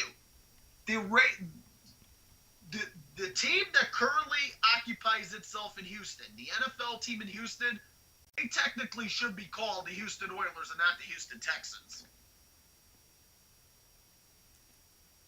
I think so, too. Because that's history. Yeah, I think so, too. I don't know why they did the name change. That's a good point that Laura says. My dad hates the Colts. That night they made the decision. The Colts made that decision. They moved during the night. They moved from Baltimore to Indianapolis. My dad was just so frustrated. It's like, how the heck is that possible? He goes, I said, John, my parents enjoyed watching Johnny Unitas. They enjoyed watching the Baltimore Colts. It was so dumb and stupid to move all the way to the Hoosier State and what is mainly basketball Indiana. That Indianapolis, and Indiana is really not, it's not really like what you call the NFL town. Indianapolis and Indiana is all basketball. Sean, I think that's all right. Maybe in the first decade or so, maybe in the first 15 years of the Colts being in Indianapolis, that was the case. I agree with you there. What I disagree with you is now, I do believe Indianapolis is more prominently a football town. It is more prominently a Colts town than it is a Pacers town, than it is IU basketball. And the big reason has to do with the guy that used to wear number 18 now with the Denver Broncos. That's Peyton Manning. Of course, the Pacers, you got to remember, I watched the 30 for 30 documentary, and Jeff, I know you probably have seen it. Reggie Miller versus the New York Knicks. Oh, yeah, thanks for reminding me. The story where the Pacers were just not a good basketball team, and then when Reggie Miller came, he kind of turned them around. But, it makes me sad and just kind of frustrates me that we always have to deal with a team that decides to move. I would just say, I was like saying, think of the fans, think about how much of a blow it's going to be for them because then they don't get to go get their tickets and go to a game. But, Jeff, you won't mind because you're the big Giants fan. That doesn't bother me at all. Yeah, it's hard to believe we're talking about teams relocating. And on a related league with a team relocating, I got to send you guys a cool video that I found. And this was in 2004, September of that year, of the final Expos game in Montreal before. Yeah. Yep. Have you guys seen it? They showed the post-game festivities, and it seemed that there were post-game festivities because everybody knew it was going to happen. Montreal is not, and if Laura, please feel free to call if you want to on this subject.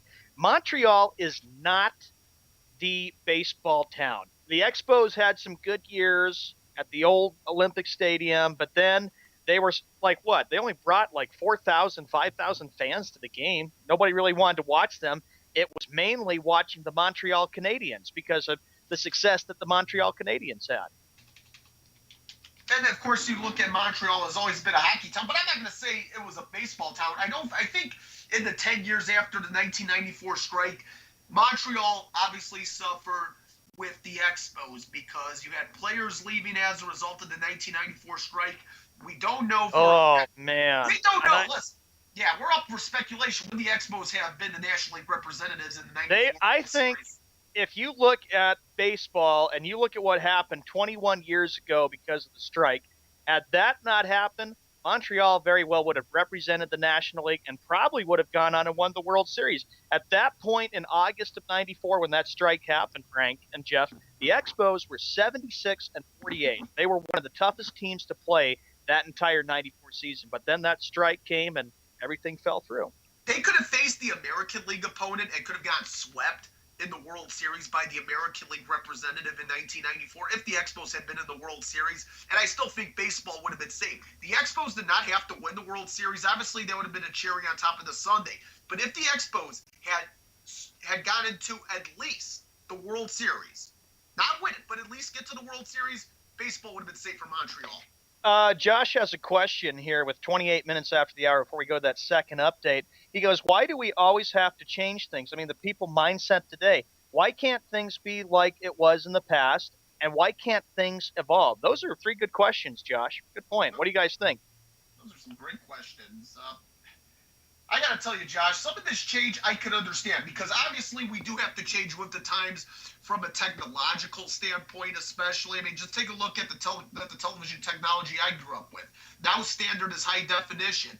I grew up with 70 cable channels. Now it's like 500. I have the internet now. I use computers. I didn't have that luxury 25 years ago. So some of the change is for the best, I do believe. However, in terms of certain other things changing, it has to do, unfortunately, with money. I mean, I'll be honest. The one thing I wish Major League Baseball would bring back is not every Sunday, but the occasional Sunday doubleheaders. I honestly think, Josh, and this is some great questions you're bringing out, buddy. I honestly think some of why things change for the worse has to do with money. I agree. And Josh adds this real quickly.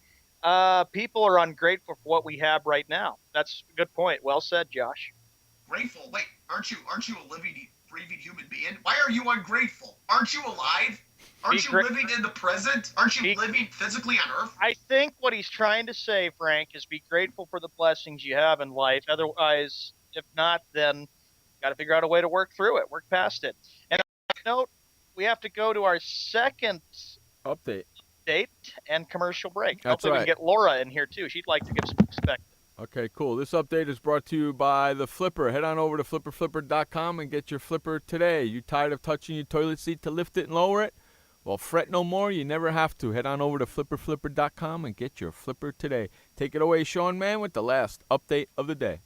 All right, Jeff and Frank, thank you very much. 30 minutes after the hour, February 24th, 2015, Tuesday. The Warriors and the Wizards right now in the NBA, 2 minutes and 3 seconds. That game is tied at 26. The Cavaliers and the Pistons, Pacers at the Thunder, and Raptors at the Mavericks. Those are the four games for the NBA tonight.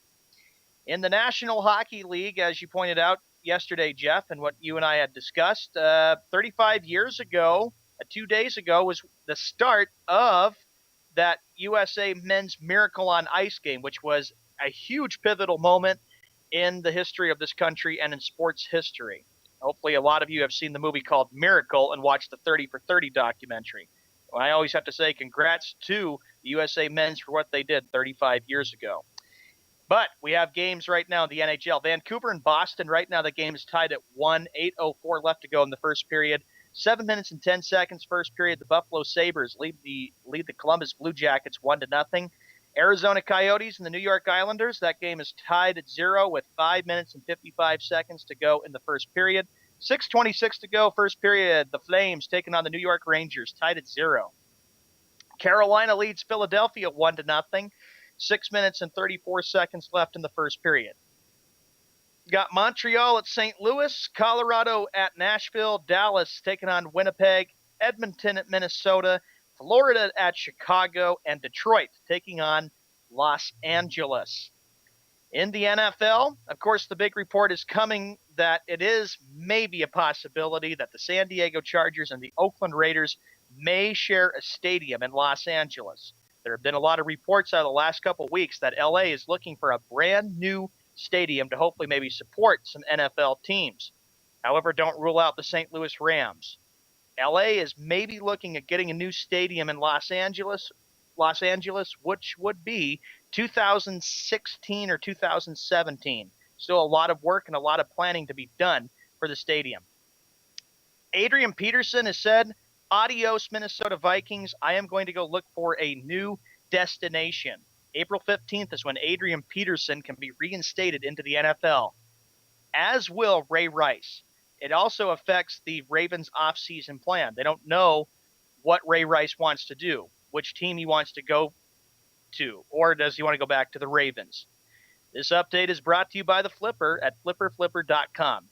We'll be right back with more sports talk with Jeff Eskow, Frank Sprankle, and Sean Mann right after this commercial break. Welcome to the Man Manual. Man comes with a multifunctional casing known as skin. It is remarkable.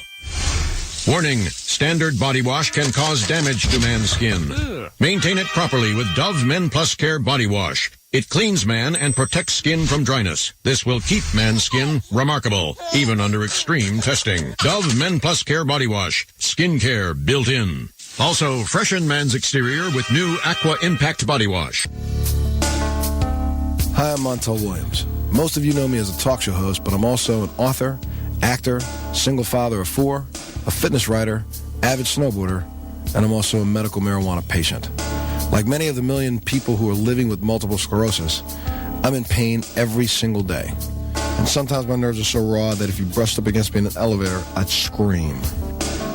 I can't sleep at night from the pain, and sometimes the spasms in my legs are so intense they will wake me up throughout the night.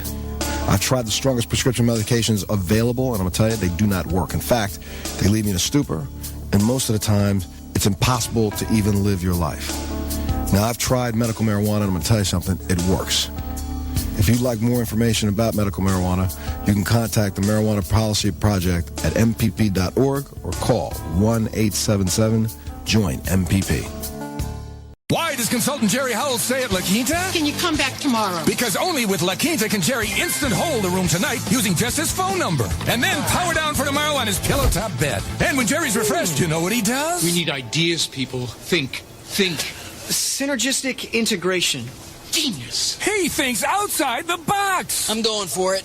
No. La Quinta Inns and Suites take care of you so you can take care of business. Instant hold your next stay on your smartphone at LQ.com. La Quinta. Hey everybody, this is Sky, and when I want to know what's going on in the wonderful world of sports, I tune to Sports World Radio. All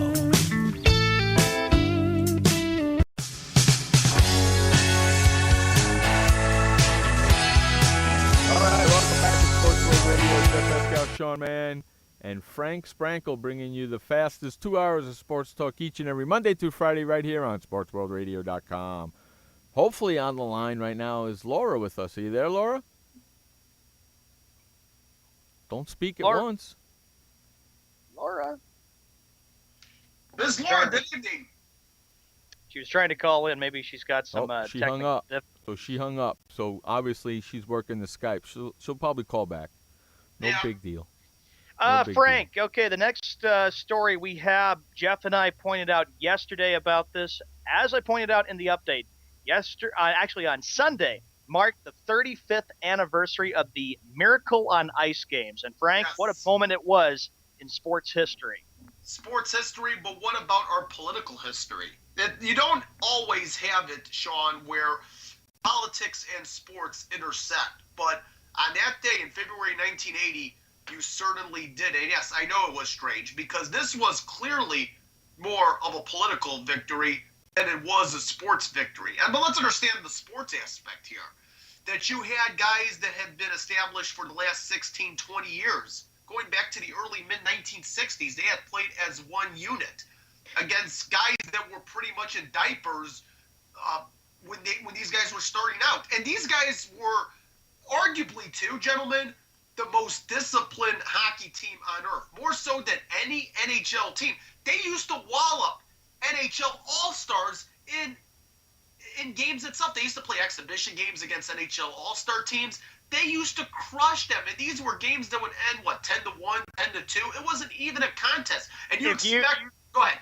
If you watch the documentary 30 for 30, it's great to hear the Russians' point of view about how really tough they were. Jeff, you enjoyed watching that whole 30 for 30 documentary about the Russians' point of view about how tough they were before 1980. Yeah, it was crazy. Frank was saying it right there. It's great. It was nuts, man. The Russians dominated everything back then. You know why? You want to know why Team USA won? I'm gonna give you one name. That's Herb Brooks. Well, he built that team to beat the Russians. That's all he did. That's all that team was built for. I remember when Herb Brooks coached the Minnesota North Stars. I'm that old, but of course, a very successful tenure at the University of Minnesota, coaching collegiate hockey as well. More so collegiate hockey than in the NHL. But I'll say this about Herb Brooks: the way he coached that Team USA in 1980, those 20-something, those early 20-something college kids, that he took his coaching to a whole nother level, because you know what? He wasn't getting these guys ready to face another college team. He was getting them ready to face the big, bad dog that was the Soviet Union. Herb Brooks was he was more intense than any team he had ever coached, even in the NHL. Yeah, well, yeah, exactly. That's what I said. He built that hockey team, that 1980 hockey team, to beat one team, to beat the Russians. Any other coach of that team, they would have not won. It was a sensational accomplishment, and when you watch that 30 for 30 documentary, it affects the Russians to this day. They're still affected by it, Frank. They don't get over that because of how they had it, that they were heavy favorites coming in.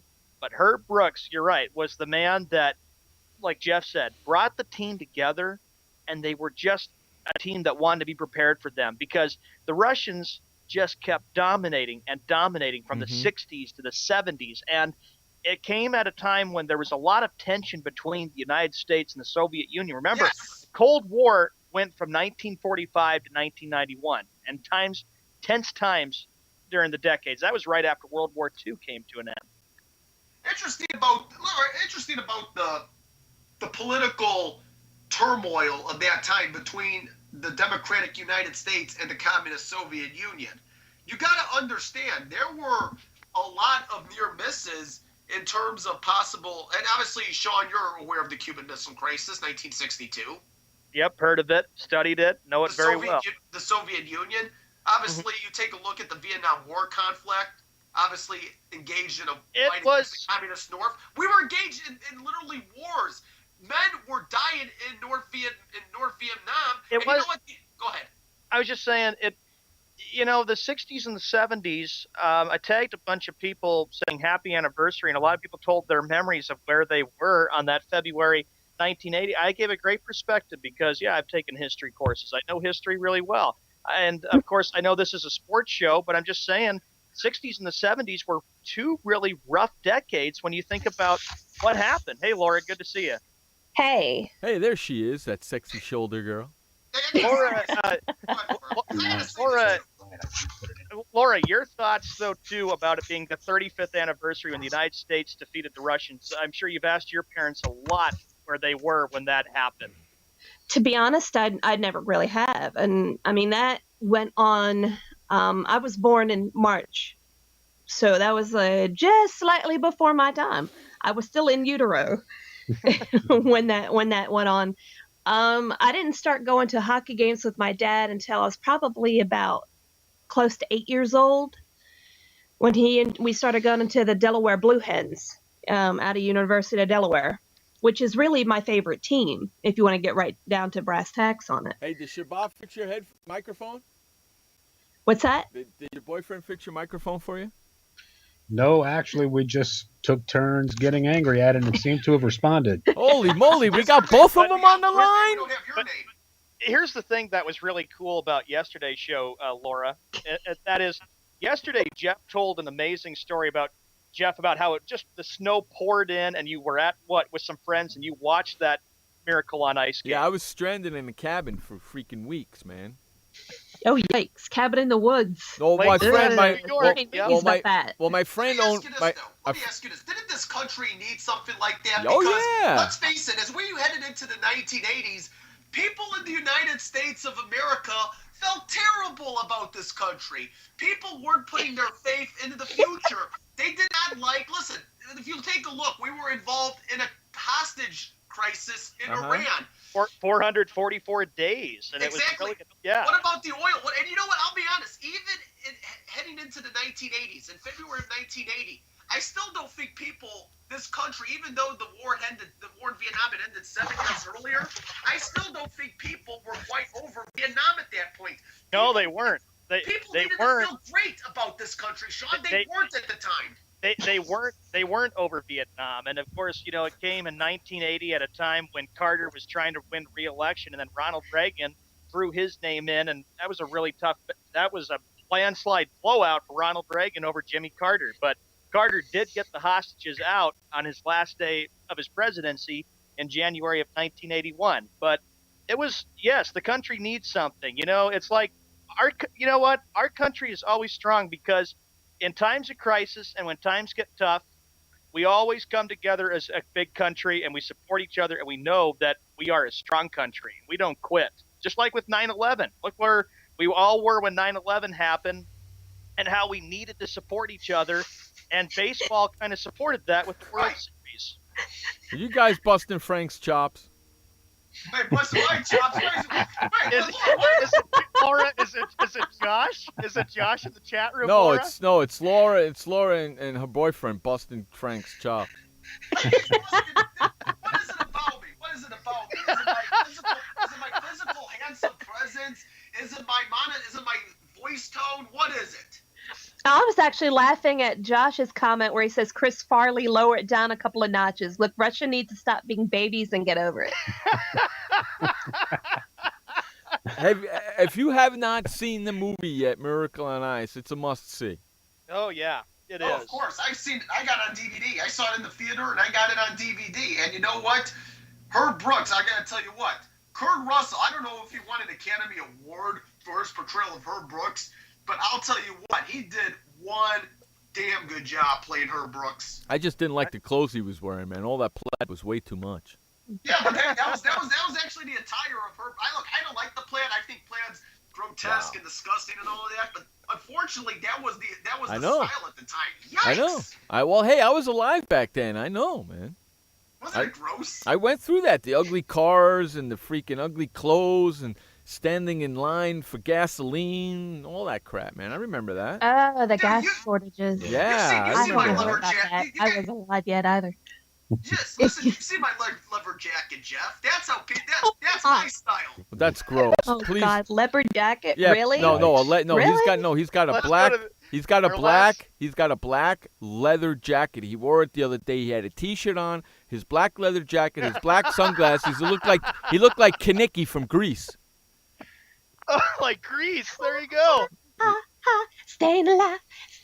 No, that's Staying Alive. That's not Grease. What about Grease Lightning? He looked like Grease Lightning. Yeah, he looked like Kinnicky from Grease. Unbelievable.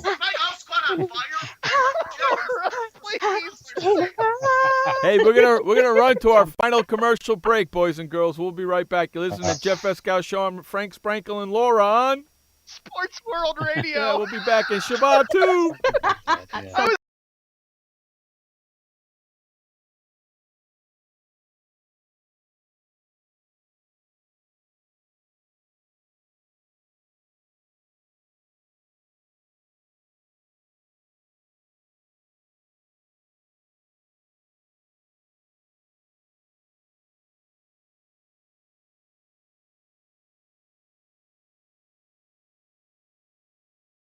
Every parent wants the safest and healthiest products for their family. That's why I created The Honest Company. I was just a concerned mom with a crazy dream. A wish that there was a company that I could rely on that did all of the hard work for me. I'm Jessica Alba, and The Honest Company was my dream. LegalZoom has helped 1 million businesses successfully get started, including Jessica's. Launch your dream at LegalZoom today. Call us. We're here to help.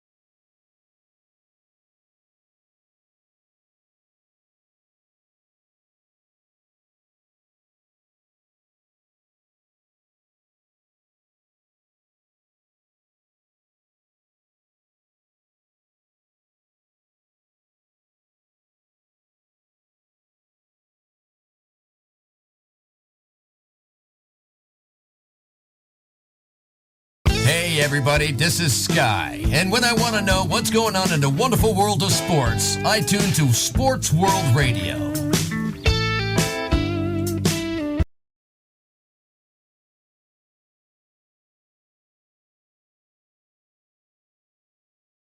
All right, welcome back to Sports World Radio. Jeff Fiscow, Showman, Frank Sprankle, Laura, and Laura's old man Shaba's with us, hanging out on the line, chilling out, having a lot of fun talking sports. We were talking about the USA hockey team's 35th year reunion back in Lake Placid. Do you know I was stranded in a cabin with 3 buddies of mine a week before. They make movies about that, you know.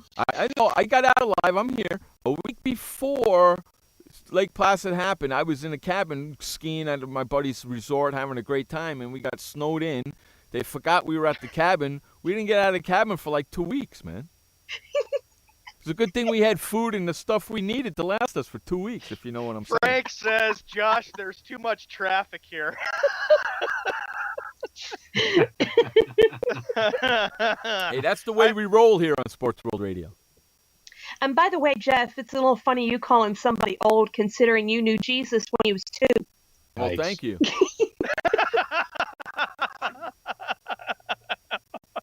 Yikes. Thank you. I appreciate it. Did you get Aristotle's autograph? Yes, I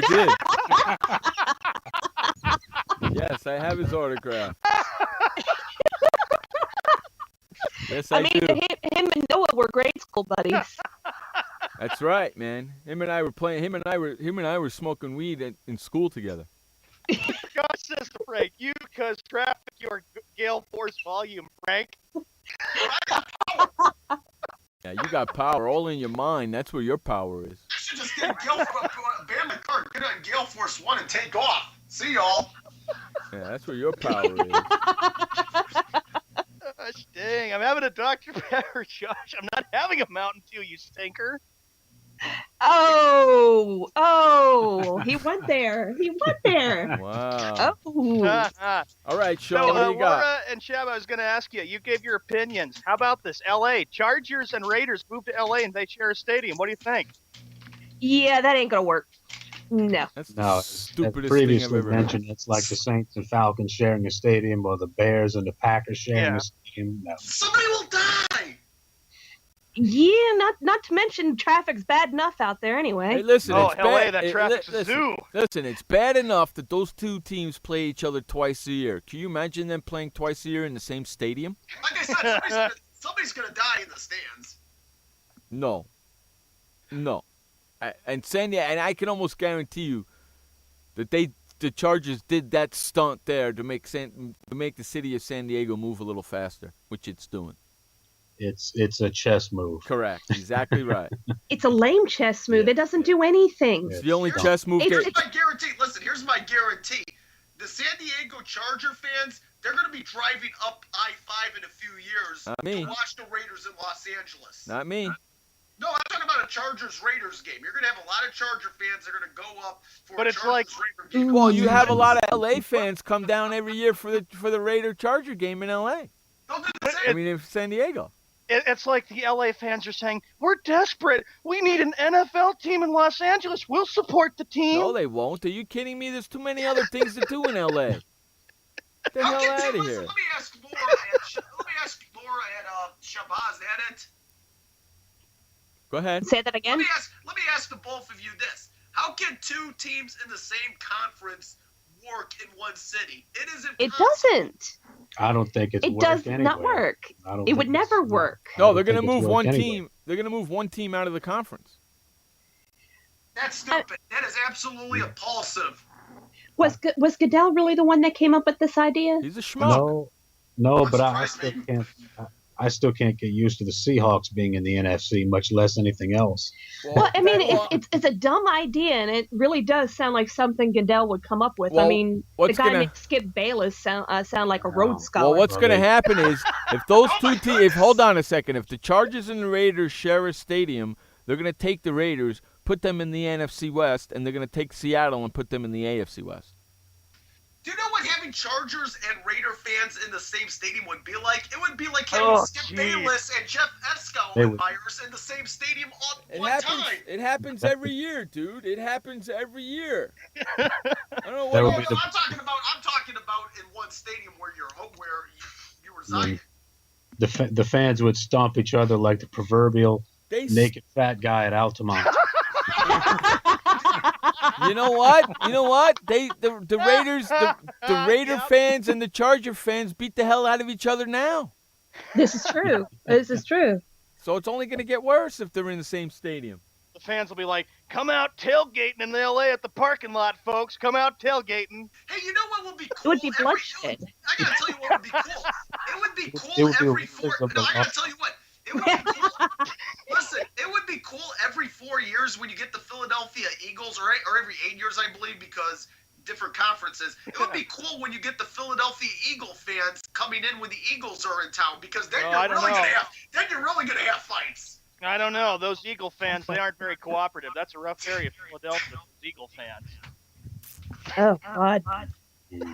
Well, I mean, you sit there, you can see the way the fans are.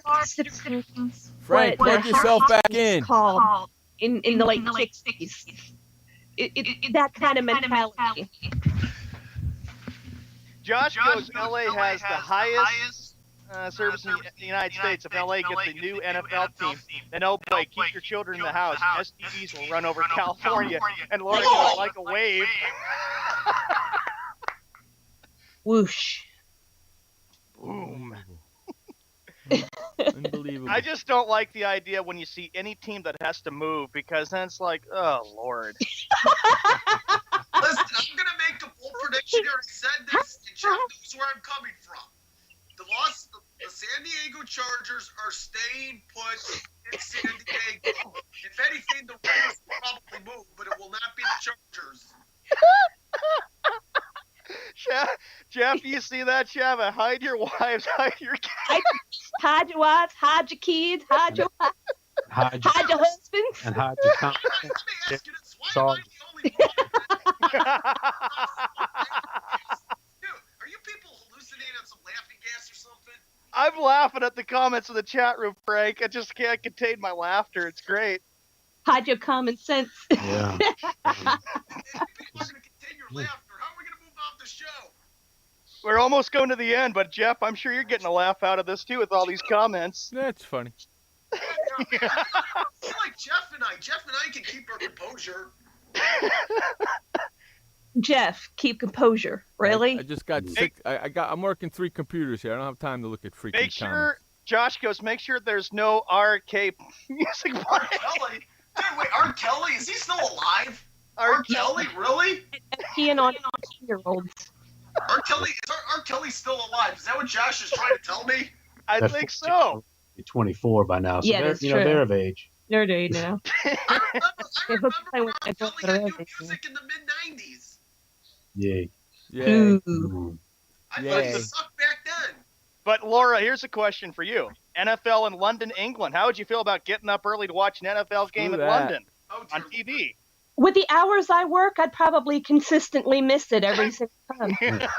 And then you check your phone. Oh, that team won the game. Oh, the Saints won in London, England, and they're flying back home. And I didn't even know, so the hell. Yeah. I usually 7 sleep a.m. right. I'm usually at work. Yeah, I usually sleep right through those games. Hey, I got a question. Didn't LeBron get in a little bit of trouble when he, what was it, the Prince, that he wasn't supposed to acknowledge them in some way? Who cares? I didn't know about LeBron. Yeah, remember that? He met the Prince and Princess, and he got in some trouble. Doesn't really matter. Hey, see, you know what, Frank? It mattered so much that nobody even knows. Here's the deal. I don't care.